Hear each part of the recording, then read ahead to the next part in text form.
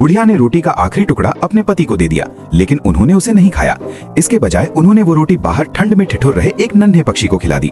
उनके आश्चर्य का ठिकाना न रहा जब रोटी खाने के बाद वो पक्षी 7 बौनों में बदल गया।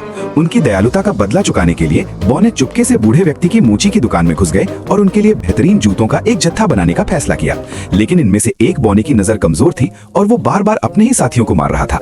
इसलिए उसके साथियों ने उसकी मदद के लिए एक आई चार्ट यानी नजर जांचने का चार्ट निकाला, पर परिणाम वही रहा। ये 2 बौने तलवे ठीक करने के प्रभारी थे। पहले तो उन्होंने साथ मिलकर काफी अच्छा काम किया, लेकिन फिर एक का ध्यान भटक गया और उसने अपने साथी को ही जूते के अंदर ठोक दिया। ये बौना टीम में सबसे तेज था, लेकिन काम की गुणवत्ता की कोई गारंटी नहीं थी। एक अन्य बौना लय सेट करने के लिए बांसुरी बजा रहा था और जूतों के फीते संगीत के साथ ऐसे उलझ रहे थे जैसे उनमें जान आ गई हो। वहां एक भारतीय बौना भी था जिसने तीर कमान से बड़ी आसानी से फीतों की गांठ बांध दी। 2 बौने बिल्कुल तालमेल में काम कर रहे थे। एक हथौड़ा चला रहा था और दूसरा कीलें पकड़ा रहा था। जब उनका सामान खत्म हो गया तो उन्होंने अपने भाई को ही कील के रूप में इस्तेमाल कर लिया। एक और जोड़ी साथ काम कर रही थी। एक कील ठोक रहा था जबकि दूसरा दिशा सही करने के लिए अपने सिर का इस्तेमाल कर रहा था। जाहिर है अनर्थ हो गया। ये बौना एक दर्जी था, लेकिन जैसे ही उसने सिलाई खत्म की जूता बिखर गया।